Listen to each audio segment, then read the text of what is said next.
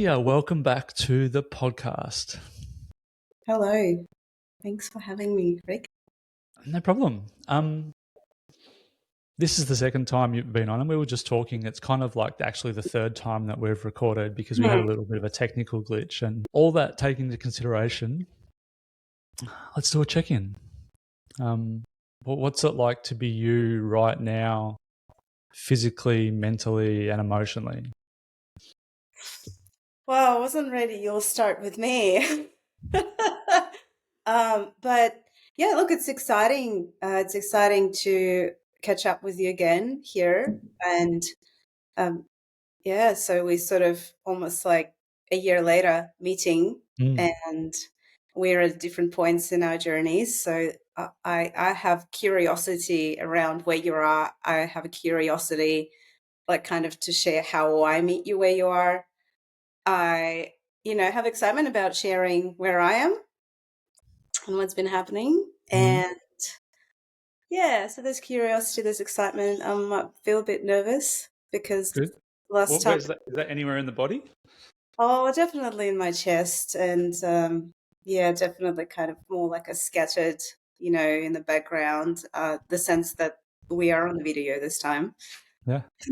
And yeah, there's nervousness. But yeah, it's many things starting this morning. Yeah, and I'm kind of off the back of that. I'm not really used to doing these first thing in the morning, so I kind of got up and moved my body and like tried to be really awake. But yeah, it's I guess I'll just roll into my check-in. I've got beanie hair today.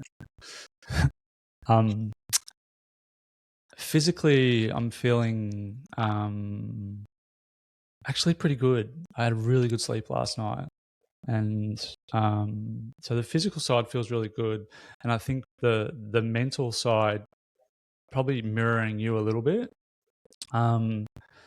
just that taskiness, that wanting to do a good job, that where do we direct this so it's a good conversation. And I really, even speaking to that makes me feel a little off target, makes me feel like that's not where I want to be, to allow for this conversation to just flow.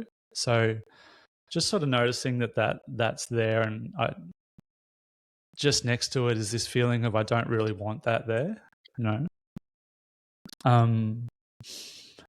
and then emotionally, yeah, there's a little bit of anxiety, there's a little bit of excitement, and yes, there's just that little bit of like a yearning to do a good job. So there's all of that in there.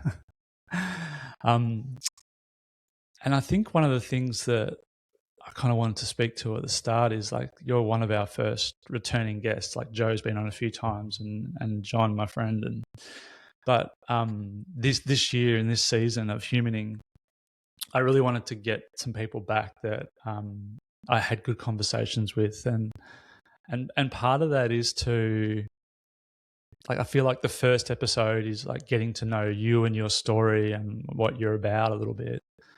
And I kind of want these follow-ups to be more about our human experience.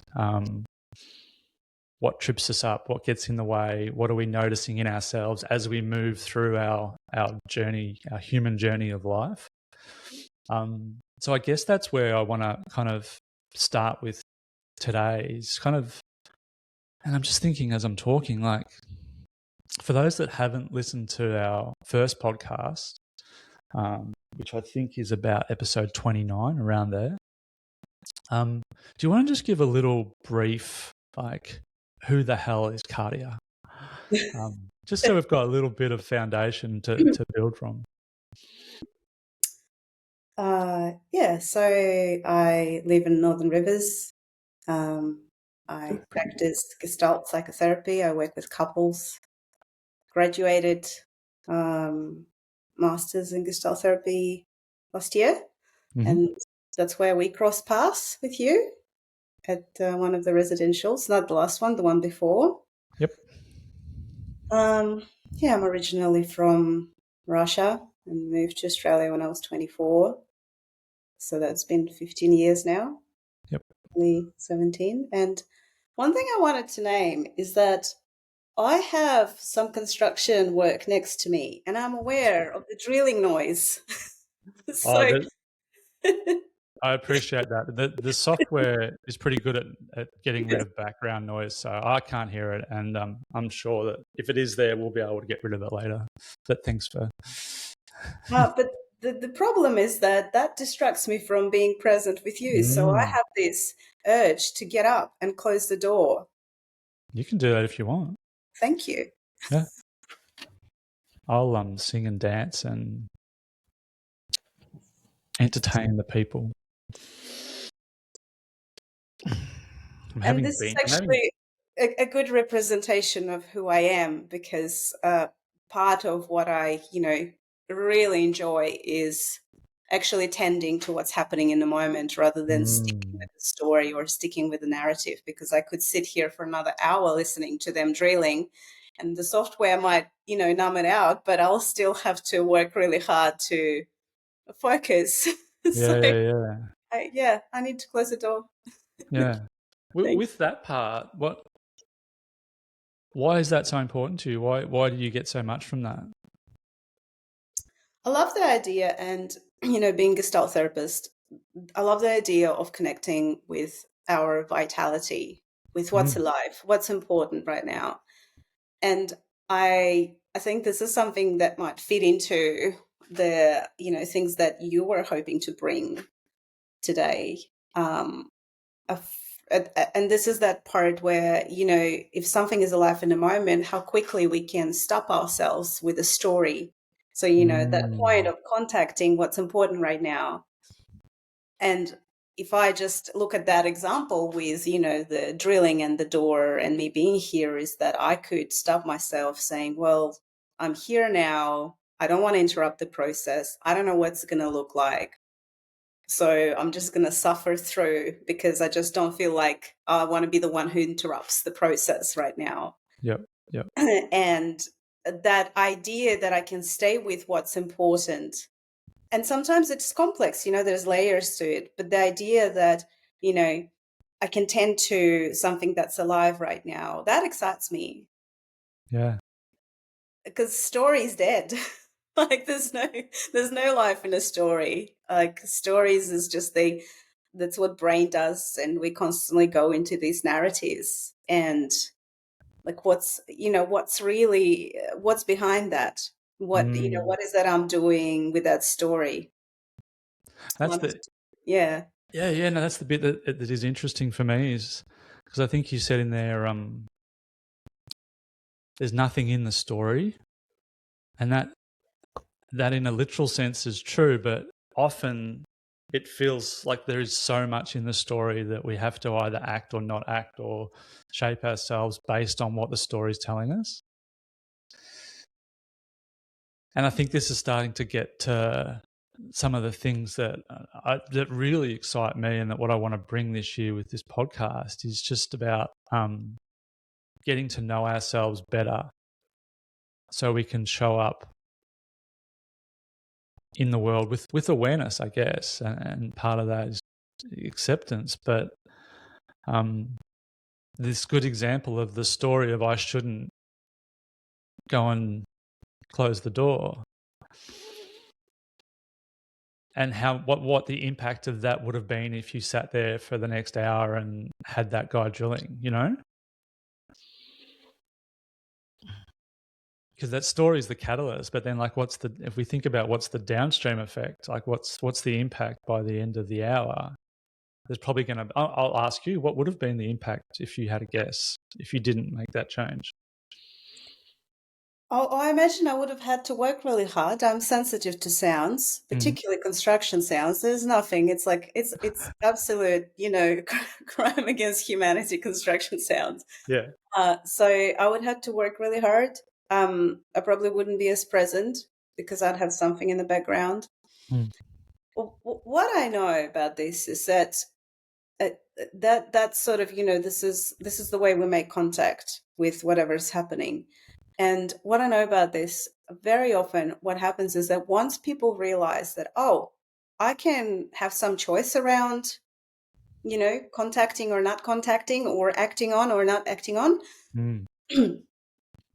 I think culturally, and when I say we, this is like a very, very generic kind of we, and Yeah. it's a, you know, sort of, it's not something I would use often, or I'll try not to, because we can be, who's we? We Yeah. dominant Yeah. culture, we women, we humans, so I'll try to avoid it as much as I can. But what I know, and when I say we, maybe I'll refer more to people in my circle, my clients, my friends, people my colleagues, and Yep. things that we talk about in supervisions, that when we get in touch with the idea that, oh, I can have some choice around what's happening now, and I can act on certain, impulses, wants, needs, it might tip us the other way. So, before there's so much story or so much narrative, because culturally there's some conditioning around how we should be, and then Hmm. the stories that we tell ourselves, whatever it comes from, culture or family of origin, or Yep. it can tip the other way. And then people start acting on literally everything and anything. And, oh, I feel that. Oh, I do that. So, so I love the idea of having a little bit of sense of, is this really important right now? And what Hmm. would be the impact? But for that, I need to actually pause. I need to give myself time to check in with, oh, okay, is this worth it? To get up and close the door? Is this worth it to be the one who interrupts the process right now? So it's about choicefulness. It's not just necessarily about, reacting to and making straightaway contact with what's alive in the moment, because it might not serve us either. Mm. And I'm just thinking about that. It's like that muscle of noticing, I guess. And I'm wondering if we stay with this example of the construction noise. What was what was happening in your body when you noticed that? Like, was there any physical signs that something needed to a choice Mm. needed to be made? I tend to be one of those people who's incredibly sensitive somatically. Hmm. And generally, what I know about my process, that I feel something happening in my body before I can even pinpoint what is going on. I'm passionate about working somatically, and in a sense that we're not just interpreting body signals. Oh, if I have tight throat means I'm holding something back. Well, not necessarily. I believe that, bodies that are highly sensitive, bodies that been through a lot of trauma, bodies that are exhausted, our signals somatically could mean a lot of things. And that whole idea, oh, listen to your body, it's not as simple, Yeah, yeah, because, yeah. and at times I wonder that, you know it's not necessarily the skill of interpretation for me. It's not enough just to listen Yep, or to understand. um that whole piece about awareness, what is that I'm aware in the moment, and what story I'm telling myself. So it's like, it's the whole sequence of it. What I was feeling in the moment, a sense of, when something kind of got stopped in its tracks, but you're still pushing through. yep, So my body got very still, but I felt like I'm rushing through. And that, it's almost like incongruent yep, process, which I'm noticing even in my face right now, like, oh, what's this? So it's that. So it's not necessarily like a tension, or it's something more, and it's a very embodied process in the moment. And like, I didn't just wake up one day and got like that. I think it was a long process for me, through therapy, through being in a group. Um therapy groups, I mean, Yep. to learn what is that happening for me without jumping to interpretations, Yep. and then orient to what's alive. And I'm not perfect at that. Oh gosh, like like it's not that I'm here sitting and saying, "Whoa, I've nailed that part." I don't think I'll ever nail that part, but I give it a shot. I close Yeah, the door yeah. when when it matters. I have a in regards to awareness, I have kind of this little 3-stage frame that I kind of use as a guide, because I'm pretty similar. There's some things that I can be like really acutely attuned to, and other things that I'll just miss, and then 3 days later be like, oh yeah, that thing happened again. And I think for me, kind of awareness has these 3 parts, and one of them is that thing of like looking reflectively back and going, oh yeah, I that happened and I missed it, but I'm catching it now in reflection, like whether that's a minute, an hour, a day in the future. And then the other part is like the awareness of the in the moment, which I'm assuming that's what was happening for you. It's like, oh, I'm feeling this and I'm going to go make a choice to action it. And then the other awareness, which is kind of like ninja level, is the little warning signs that our body gives us before the actual event.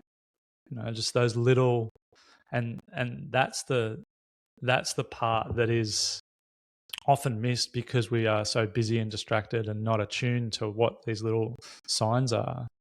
But it's also,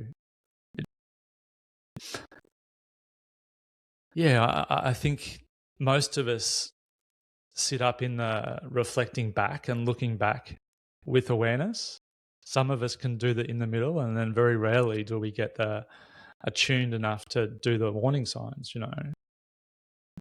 But I give myself some grace, because for me, any awareness is good awareness, even if it is a year later, you know?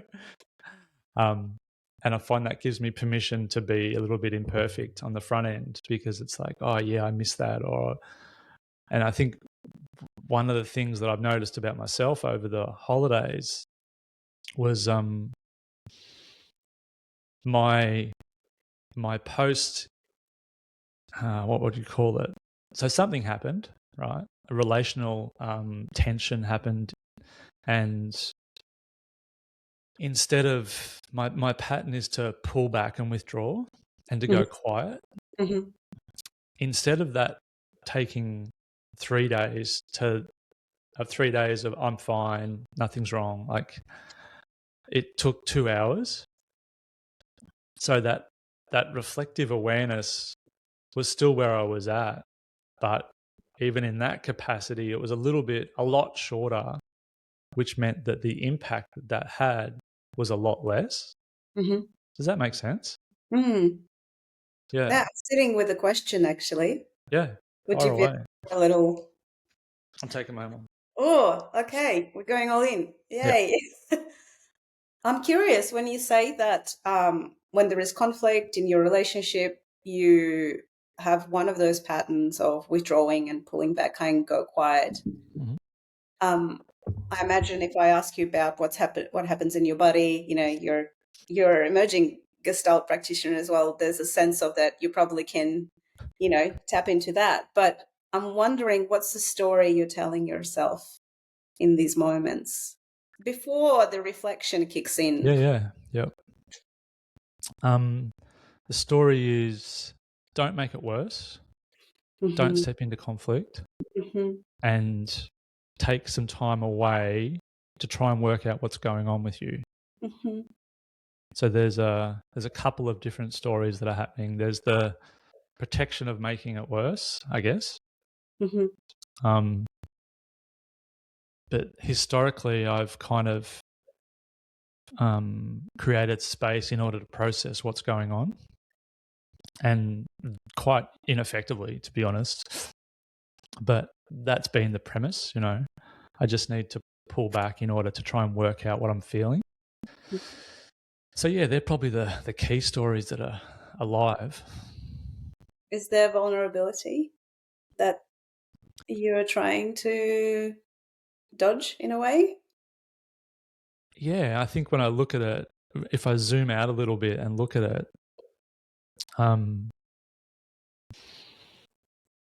there's a lack of trust for how I show up in conflict, Mhm. and a lack of trust in making things worse, and not communicating clearly when I'm emotional and heightened. Mm. So there's definitely an avoidance of from that lack of trust. There's an avoidance of like stepping in at that time. Yeah, It makes sense. yeah. I didn't know this was going to turn into a therapy session, but Oh, I'm here for it. no, look, I have zero intention to therapize anyone, but Yeah, yeah. I imagine that there is a lot of value in coming to sort of that, this, when you bring it to the pattern, there's a lot of value in sharing what's under that. Mm. Because then I imagine that someone else be listening to that, be like, oh, okay, I can try to figure this out. So this is what was happening. This is what I did. And this is sort of what was, the story I'm telling myself about this.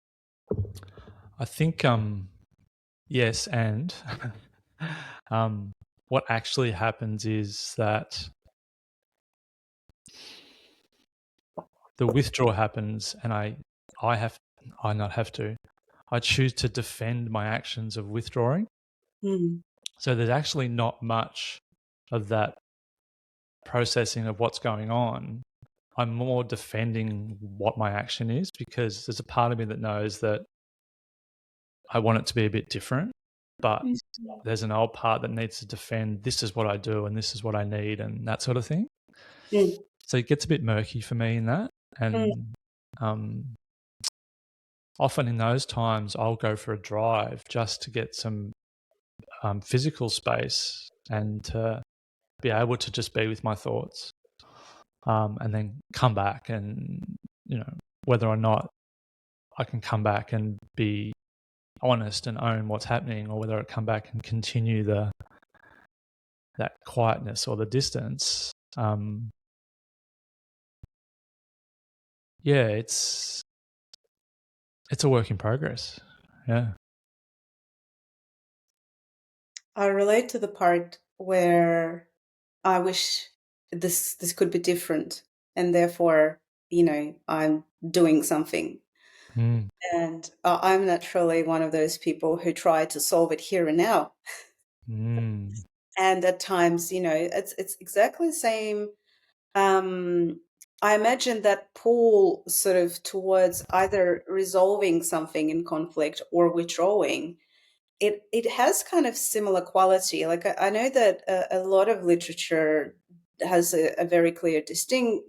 Kind of they're quite distinctive, because whoever is withdrawing feels like they're in a safer and better place, and it's Mm. so not true.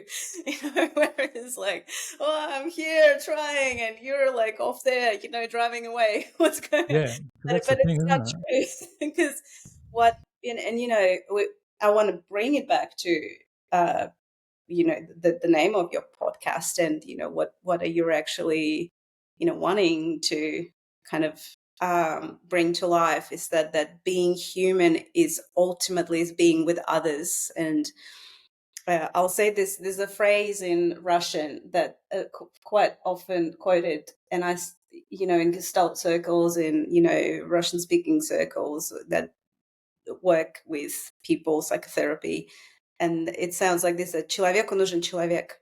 And it means a human needs another human to feel human. Mm. And it goes so much I against. just want to say that out loud again. A human needs another human to feel human.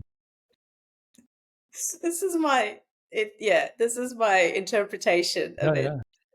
But it goes so much against a lot of messaging around, and particularly like the dominant culture that loves to sell us the idea that you're an individual. It's all on you. You are completely separate from everyone else. And if you need someone, you're codependent. And Yeah. The snowflake theory.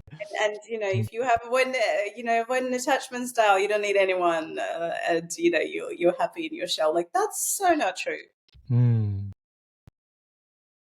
Yeah, I find that's a whole wormhole. But I want to come back to the human needs humans to be human in a rough translation, because I'm thinking about coming back to the example of withdrawing for me. Mm. And it's like, my intention is to not make it worse, right? So I feel like by doing that, I'm actually helping. What the real consequence is the person that I'm withdrawing from, in some capacity, feels left behind, feels a little bit abandoned, and feels like, I've walked out on the situation. Mm. In some capacity, I don't know their experience completely. So it's like it's that gap between what I think I'm trying to bring to this situation and what I'm actually bringing is so far apart, you know? Mm. And I find that super interesting as an awareness piece. And it's what's actually helped me shorten these time periods of withdrawal, was being able to go through a few of these processes with my current partner and be able to talk about it after and see that what my fears were didn't happen, and that the impact of what did happen was her feeling left alone, kind of thing. Like, the word abandoned is probably a bit too far on but just, left alone in the situation. Mm. And then it just made me,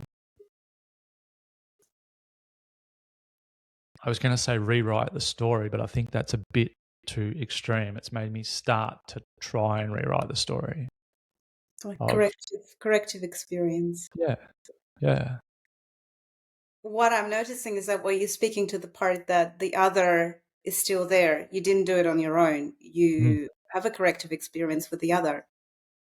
And partially, this is why therapy works, that we have a chance to have corrective experience with someone who's trained to, untangle these, because I imagine, in a moment when we have those, um, what's that you said when we were on our check-in chat yesterday? You said automated responses. yeah, Yes, autopilot. Yeah. autopilot. So it's almost like, I imagine, when people come to um, realizations, oh, that's not really working for me, or that's not serving me.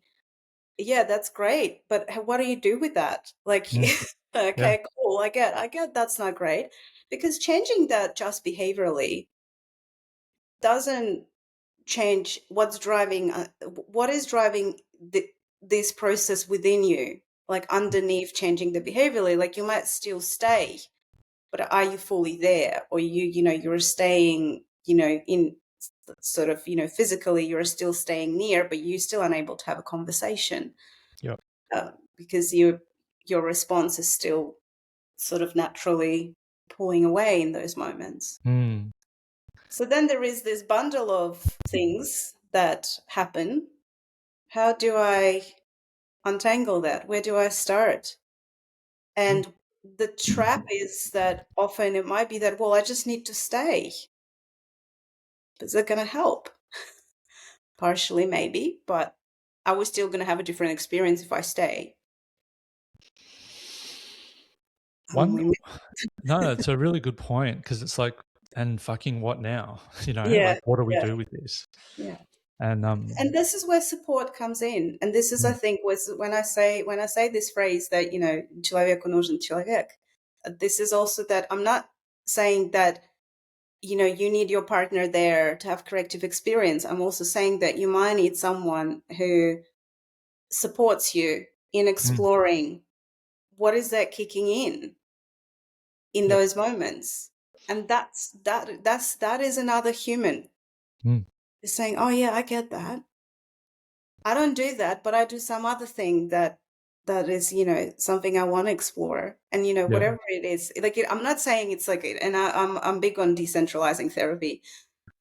Oh, obviously, this is where I'm at the moment, so I refer to it quite a lot. But also, I think there is a huge value in, connecting with others around us, yeah, not yeah, necessarily having those corrective experiences with either a partner's family or therapists. Like, yeah, there's so many other humans. I've actually noticed recently that some of my relational patterns do play out in friendships, but yeah, subtly. yeah, Whereas, yeah. Like a it's little just two like, out of 10 version. yeah, Mm. you relate to that?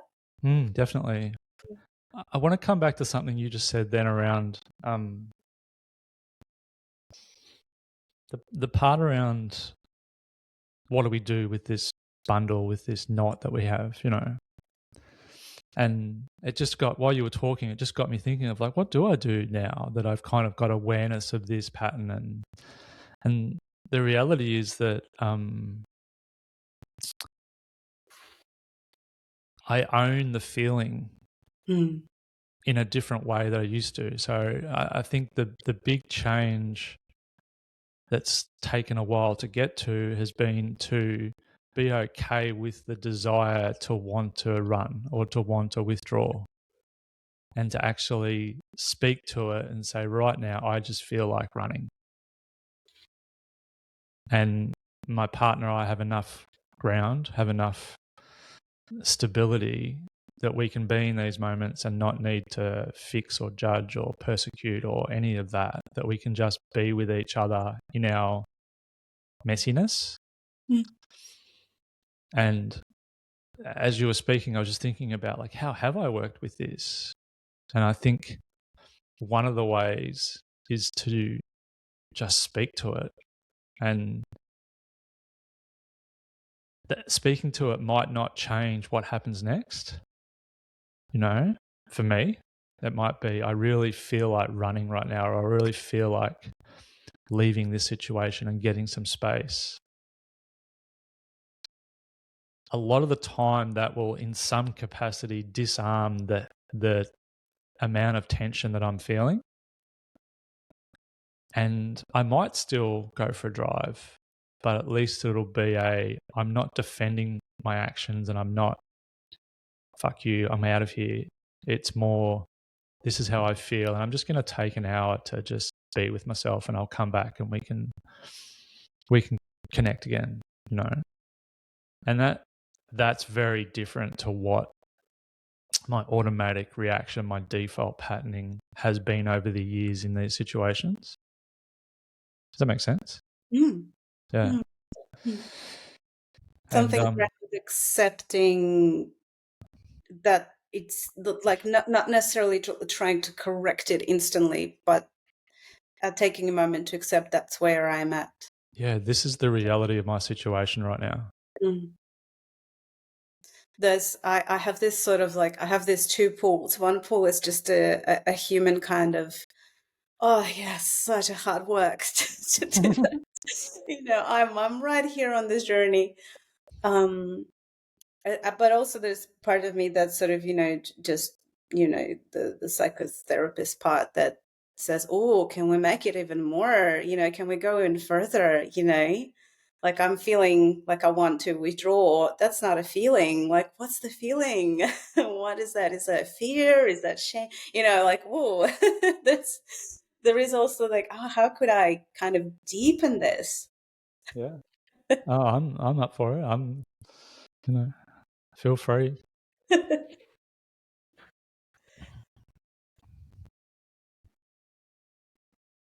when Really we do. say, when we say I want to withdraw, when you say I want to withdraw, Mm-hmm. what would you, if you were to kind of go a little bit underneath that, rather than just naming I want to withdraw, what is that you feeling that you want to withdraw? Yeah, I think there's some shame and or fear around not being able to trust myself to to navigate the situation. without it blowing up. Mm. I So relate to that. yeah. Yeah.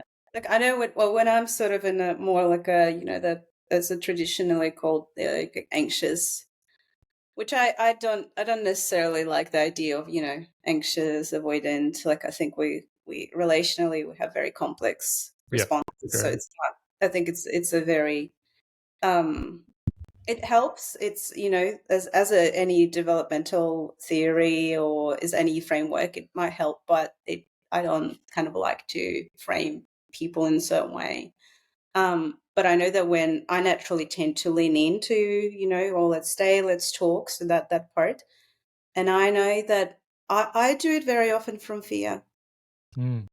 If we don't resolve it now, Yep. I'm going to be hanging in and not knowing. I don't want to not know. So that's my more like that anxiety driven. Oh, I want some certainty here. I want some clarity. Can we please sort it now? Yeah. And often what I've learned that that's such a nervous system response, and it goes way, way ahead of any even any story that I've already told, so it's like, whoa, I'm gonna reach out first. I'm gonna even at times I notice where I should have probably stayed kind of more in my internal experience and check in. Do I even have capacity to do that? I Mm. just naturally go, boom, let's go with this. Automated, no breaks. Is I that can do this.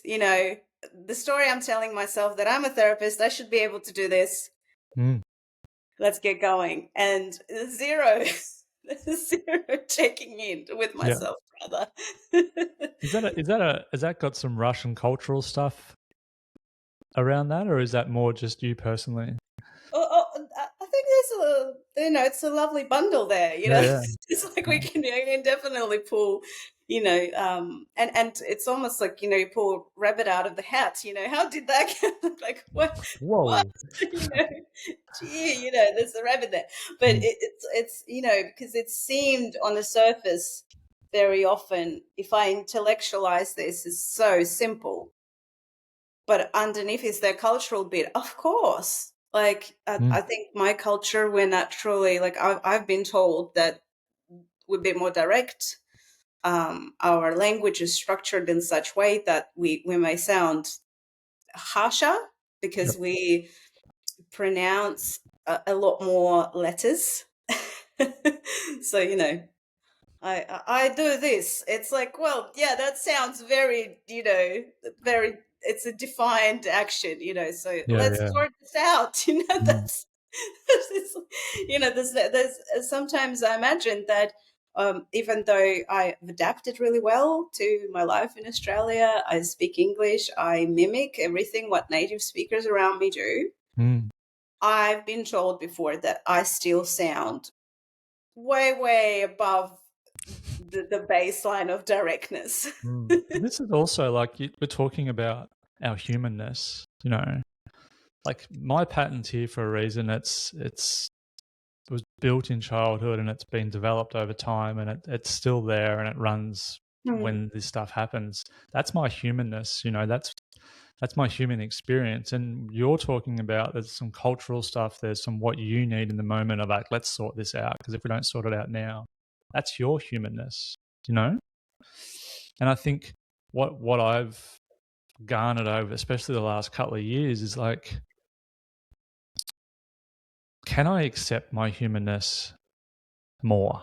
I'm not going to say completely, but a little bit more. So I think one of the biggest causes of fear of shame for me, and predominantly shame, was, oh, I'm doing that fucking thing again, you know? And that's the opposite of acceptance. That's like criticism, rejection, like, fuck you, you're not, you're still broken, you still need to fix this. That's that vibe. Shame of shame. Yeah. Mm. Shaming the shame, and the what feels so simple, which is actually really hard, is that really feeling that it's okay to feel like this right now. It's okay for me to feel like this right now. It's okay for me to want to run right now. That's not that easy to get to. But I think if we can head in some form of that direction in all our humanness, it it decreases that shame on shame. It decreases how much our critic shoots us down, and it allows us to be a bit. I see you laughing and smiling. It allows us to be a bit fucking kinder to ourselves, you know?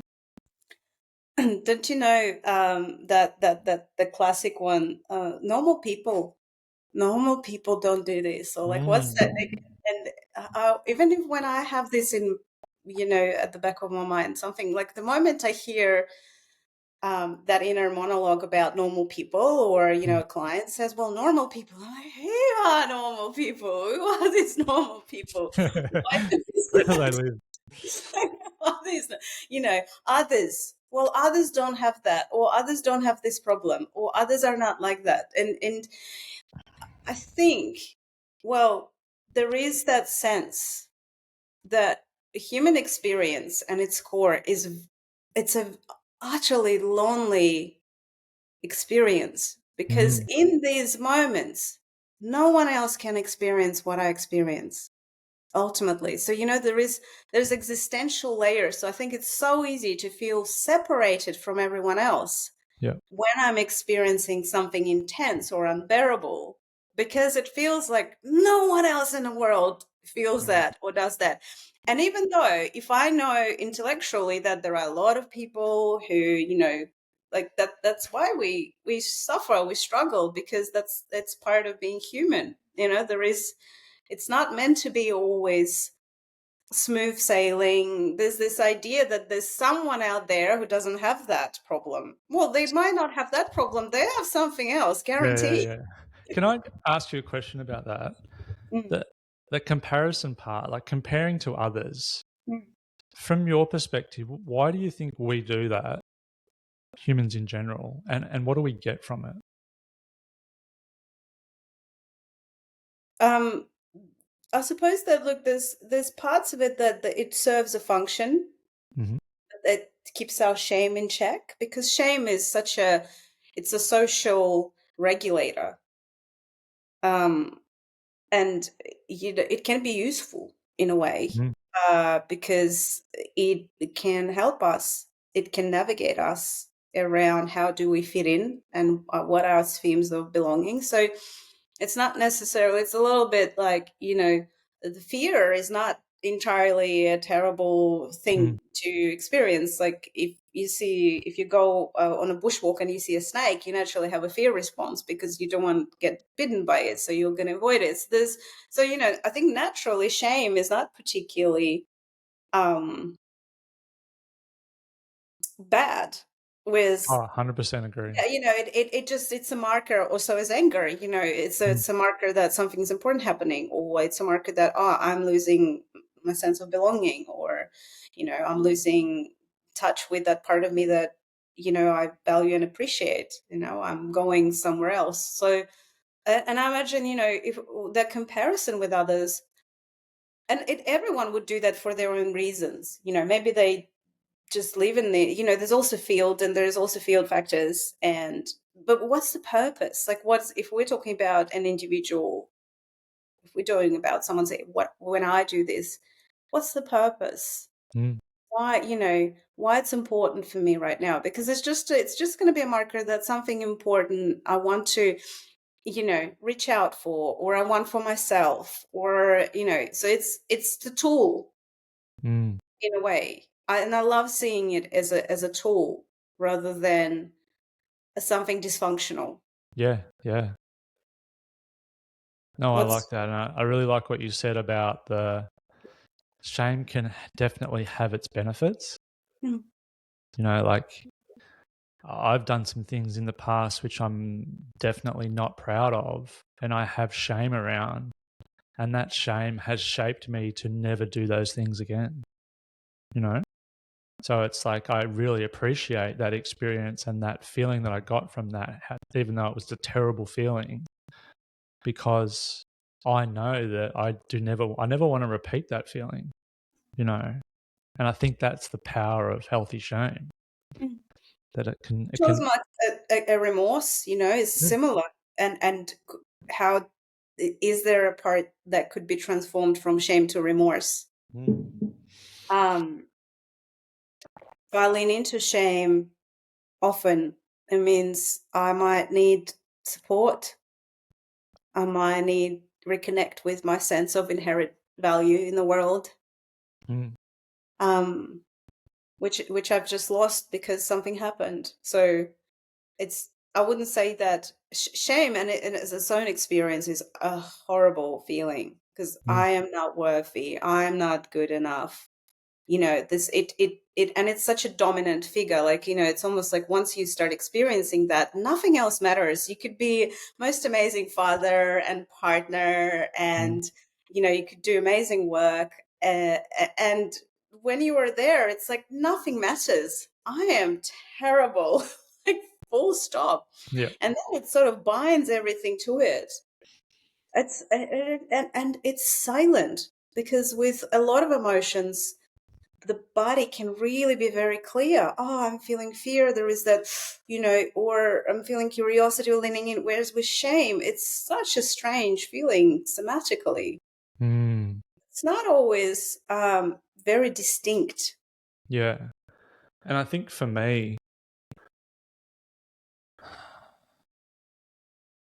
it's also such a head thing because the stories are really strong. And that the stories and more like the activation of that inner critic is like a real sign that there's some shame floating around for me. And it's hard not to get caught in it. Yeah, it's hard not to listen. It's hard not to believe it, and it's hard. Yeah, so I guess in that context, like, and I'm also aware that we're getting a bit fixy and a bit, what do I do now? But just for the sake of the conversation. Why don't you want to know what to do now? I want Yeah, to know what to do now. This is great. I want yeah. a straightforward answer that will solve everything right now. You know that. That's the exact question that I want to ask you. Then. Can you give me a straightforward answer of what to do now? Oh, I can't, but I can join with you in the idea that I do want to know that too. I love having clarity. We had this phone call check-in yesterday, and I was like, I just want to have some clarity on what is it you want to talk to me about tomorrow. Boom, give me the list. um, I, I don't know. Like, there's so many ways, and I suppose when we're talking about that inner work and what people can do, I guess two things. One thing is that there's many ways to contact something. There's many ways to bring awareness to it. It's not therapy is useful, but one-on-one therapy, group therapy, courses, some kind of reading, some kind of reflection, journaling, meditation, so many things. And two, that none of this might bring you a clear answer. Thanks for the clarity. You can do lots of things and none of it may work. But it's actually fucking true. Tell me, how is that true for you? And is there a hope? Yeah, there's definitely hope because I think I've personally experienced some redirection, some change from old and moving towards some more conscious choice points rather than being lost in the autopilot. So I definitely think it's possible. I think the challenge is that each situation, each human, each historical background, each field conditions all contribute to it being uniquely different in the moment.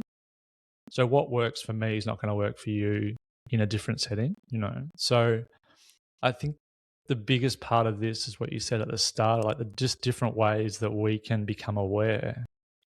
I think if we're not looking, it's borderline impossible. Like if we're not looking at what's going on in some capacity and whatever format feels safe enough right now to look at some of our patterns. And you mentioned some great stuff, whether it's, therapy groups, podcast, books, talking to friends, whatever, journaling. But without that first step, there's not a second step. Which leads me to the second thing that I wanted to say. Well, I suppose the third one, that it may not work on its own. I Yeah. do believe in the power of being with the other in a different way, being with others, whether it's a friend, community, partner, family members, that might not again, the other is always the other. We don't know exactly. We might have all these ideas, and very often what happens, people might do some work and they come in and they're like, look, I've done all this work, let's connect. Their field stayed exactly the same. Their field is, the wider field is used to that. They're that kind of person. And it's not, there's this idea, if I do all these things, or if I do the right things, this is going to make change. This is just going to create change, and this is going to create a corrective experience. And what I love about Gestalt is that it doesn't promise us that. It's that we actually don't know. That's the experiment. It's an experiment. So there is a sense of not knowing. And ultimately, isn't that what being human is like? We always, there's a sense, again, I'm using we, so, I try to get clarity. I try to nail something down, or I might try to avoid parts of me. But ultimately, I am the experiment living, and this wonderfully alive. This is, that self is a process. The idea that I am myself as me evolving in time, not as something fixed. Yeah. I do have fixed parts, but I'm still, as I'm making contact with the world, it changes me and I change what's around me. And we're, in that core creation. And I think that's, Yeah. excuse me, that's at the core of, I'm going to guess to say both our work, is that being with what is and then experimenting without attachment to outcome, experimenting with what's there and how we respond to what's there as an experiment, not as I'm going to do this to get that, And the experiment's going to give you data at the end of it. It's going to be like, I felt this and this happened, and then the next part is, okay, what do I do with that? What's the next part? And then the next thing happens, like, okay, so that's that choices, the discernment, and it may be the same thing, just done slightly different. It may be the same thing, exactly the same, but with a different mindset. Like there's so many different ways that we can experiment with our human experience. But if we had that underlying belief around growth and that this is just part of the evolution, I think that can come with some real relief, Imagine the only tricky parts where this could be really challenging, when it comes to trauma, when it comes to field that's ruptured around us to the point where, that the uncertainty of experiment is just not, there has to be some ground, and there has to be some kind of ability to regulate. Yeah. Yep. I'm not assuming that, and at times for myself, this is not somewhere I can be mentally, and that's okay. There is a huge difference in a long-term slow therapy where we, dive deep and out, or any kind of developmental work, but I'm mindful that it's not that this is the ideal way. I'm mindful that at times that's not possible. Yeah. And that's okay. At times I just want to be held. I don't want to do the hard work. I don't want to sit in awareness of it all. Yeah. I want to collapse, and be held, or I want to go in this, like, that, oh, like, this is not the time to, open up to the aliveness of the world. I'm Mm. freaking hurting. No. Mm. And that's okay too. Yeah, and I think that's if we can give ourselves permission for that to happen, for that to be okay, where we're not back in that push, push, push to get something. I think it's super important, because then we're talking about, like, how do I resource myself in this moment? No, what Or do I maybe really need right now? have access to the correct resources, and it's not my fault. Mm.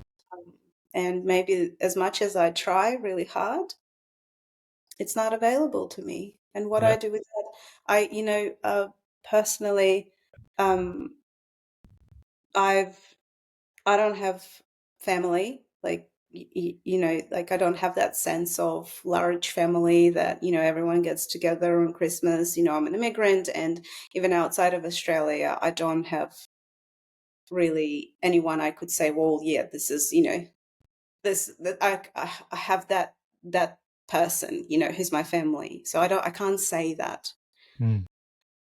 I have some biological family. It's not a strong bond that I could lean into. And as much as I could build supportive network and supportive friends and relationships, there's always going to be that sense of, oh, that's missing. Yeah. And there's, as much as I can try, that's going to be missing. Mm. It's not something that I can resource, like, I can't just create these people. They didn't happen. These people didn't happen.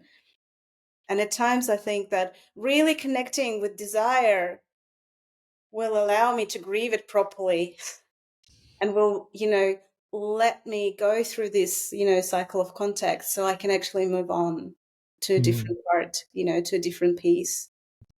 But if I get stuck in that, but I still want it, and but I shouldn't, because I should just resource myself right now and make something different happen, or lean into others who, that's that also tricky, because I might get caught up in that, Yeah. rather than just fully feeling the absence, fully grieving the part of me that always wanted that, a lot of family around, and the busy Mm. Christmas days, and with everyone there, and it didn't happen. Yeah. Yeah. No, I hear that. I feel like that's a springboard into a whole nother conversation, just around grief of, parts of our life that are unlived. So it's a huge thing.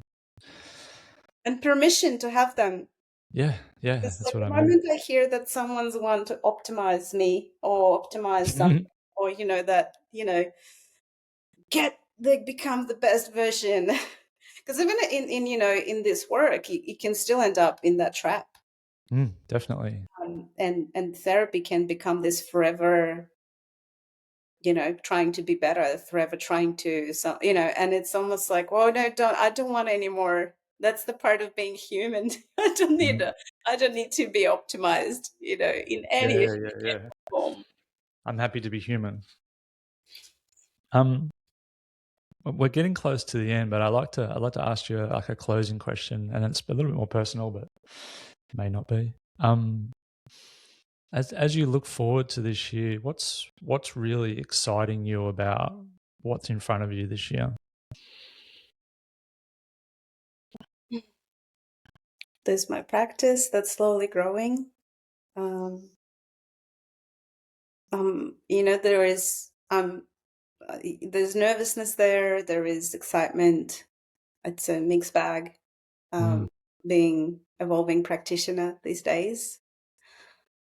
The field has a lot in it, for us, I imagine. There's lots of going on in the world.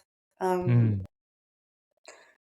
And yeah, there's might be some sense of, oh, I don't really want to have high hopes about anything, or really looking forward to anything, because yeah, I'm a bit tender right now. Mm. So there's tenderness that it's almost like I'd rather stay with tenderness and being a bit unsure, because that will really lead me to where I truly am, rather than, oh yeah, I'm gonna have this great year with all Mm. these things and I'm gonna get optimized.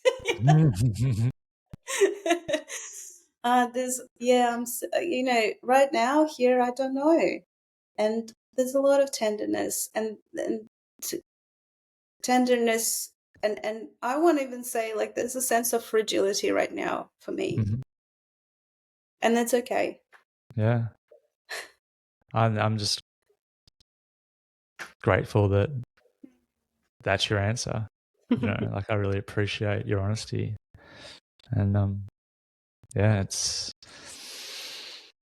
just it's nice to be around. It feels good to be in conversation with someone who's willing to um, be really honest about their human experience as it is,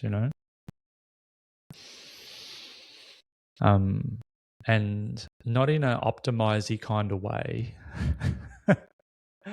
But um, if people have been listening and have really enjoyed what you've had to say and wanted to continue to do some work with you, how would they go about doing that? What does that look like? I have a website, and it's Relational Home. That's the name of my practice. So it's relationalhome.com. Perfect. There are contacts there. I have Instagram account, relational. I think it's relational_home. I'll put it in the show notes, so that'll be there. Yeah, I share a lot there, and it's very um, it's a content that I try to create, and it's all around just meeting the moment as it is, and relate and complex relational themes. Mm.